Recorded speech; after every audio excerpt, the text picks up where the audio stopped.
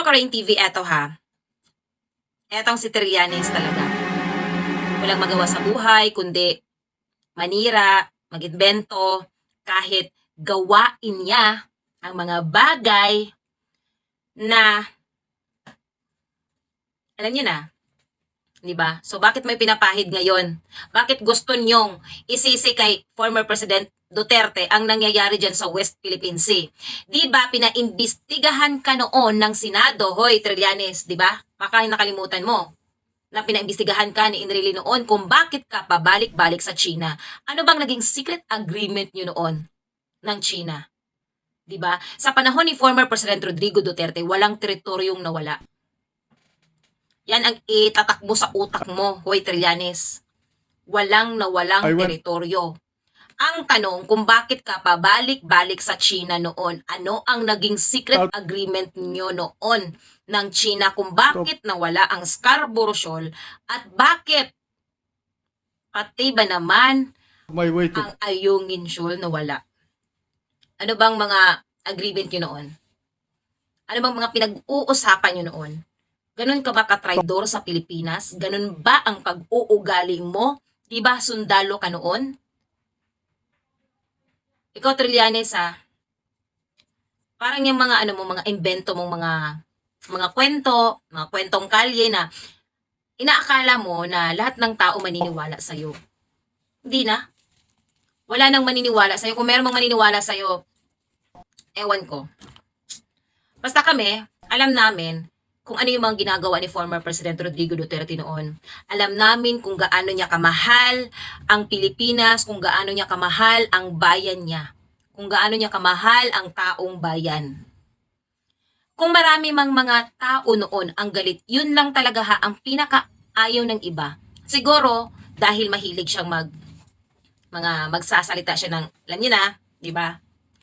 Pero, nakikita namin kung ano yung mga magagandang ginagawa niya at yung pagmamahal niya talaga sa bayan. Yung mga traidor sa bayan, yung mga taong gumagawa ng masama, di ba? Inaano niyo kasi yung mga ginagawa ng presidente noon, parang ginagawa niyo ng istorya para masira lang talaga siya. Pero alam niyo ang Pilipino hindi madaling maniwala sa inyo eh. Dahil alam nila kung ano yung mga ginagawa niyo, di ba? Kung kayo gusto niyong masira ang mga Duterte, dahil yon ang akala ninyo na masira sila. Nagkakamali kayo. Matagal na sa politika ang mga Duterte. Meron ba kayong mga napatunayan? Chismis lang napatunayan nyo? Di ba hindi? Wala. Kaya ikaw, Trillanes, ingat-ingat naman dyan sa pagsasalita mo. Baka mahalungkat din yung mga ginagawa mo. Back here in the Senate and I guarantee sige, panoorin natin tong video na pinaimbestigahan niyang si Trillanes na yan kung bakit siya pabalik-balik noon sa China at kung paano niya sagutin kung paano niya sinagot ang mga tanong doon. Okay, second, panoorin natin to. I'm sure that you resented my statement when we were in the cabinet, when you were presenting your supposed position as against the position of the Department of Foreign Affairs when President Aquino invited me to attend a cabinet meeting on the Scarborough problem. And I told you, who authorized you to make a backroom negotiation with the Chinese for the Scarborough? Yes, and the And President... you were telling me about treason. Remember? Yes, and that the President answered you directly that he authorized me. He told it in your face, Mr. President. What? Yes, that's correct. Oh, that's correct. I accepted that because I did not know that you were authorized. But the fact is that I asked you, whom did you talk to in China? I don't need to report to the Senate President, Mr. President. You have a duty to report what you do as a senator to this chamber. And in fact, you have a duty to notify the office of the Senate President when you leave this country to go abroad. But I did And the only time that I have authorized you is one time. I do not know how many times you have been to China. My understanding is you have been to China talking to the Chinese government for 6 times already. Yes. And I And that did you not- have met them 15 or 16 times. For Yes. what reason, we do not know. Are you becoming a fifth columnist of the Chinese in this country?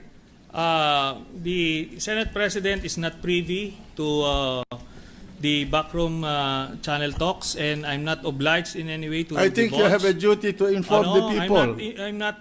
I have already informed the people, but not the Senate President. I'm not obliged to report to the Senate President, and all this line of questioning is irrelevant again. And should this line of questioning continue, I will have to say that I will refuse to yield anymore the floor. No, I'm asking for, you. I'm asking you a question. You went to China. You asked the ambassador of the Philippines there, Madam Brady, for a meeting, and you said, do not take notes during our conversation. And you called the Secretary of Foreign Affairs a traitor. In fact, you told me that he committed treason.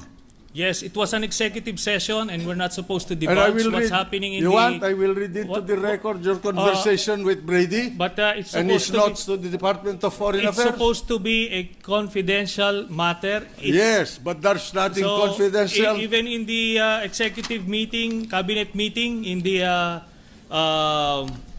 cabinet meeting in Malacanang, Mr. President, I will refuse to answer if that's Because you going to be the cannot line. answer the no, questions I'm because going it's to ask going you to about be your improper meeting. in this particular interpretation. Because you Alam nyo, cannot answer si the Trillanes questions noon I'm pa, going to I sirang ask can you. sira na answer, yan but I eh. won't be Sa baited panahon into pa the yan ni, trap. ano, ni You JA met- noon. Point You met here is, Brady. Sirang Mr. sira na President, yan. This is Mr. how I President, felt. may I request the... Kaya, okay lang. Okay, sige. Trillanes, siraan mo pa ng siraan ang mga Duterte para mas mahalin sila ng Pilipino. 'Di ba?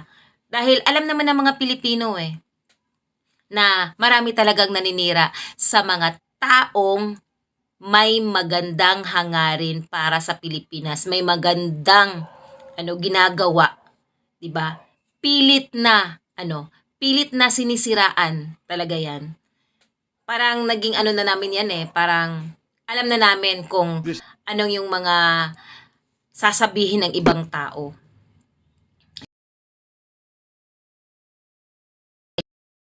Gentleman, Mr. President, to in be that case, admonished. I will refuse to yield the floor anymore well, for in that case, I any will read into interpretation.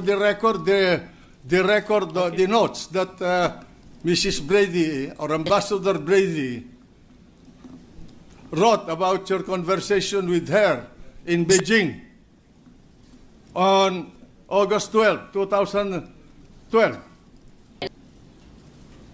You want me to The read point this? of order, Mr. President. You want me to read this? A point of What is the order. point of order? The from Bicol? Senate President may reveal sensitive information pertaining to foreign relations and national security, and I believe it is out of order in You this do not teach me what session. the parliamentary proceedings. I'm not answerable to Ng mga anybody There about is a what point I of say order, in this hall. Mr. President.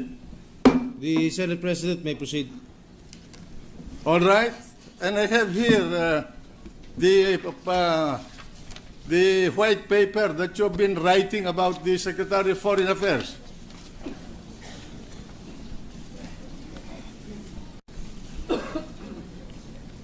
Duterte 17 August 2012. He cannot take the hit. He's a coward. Senator Trillanes requested that no notes be taken.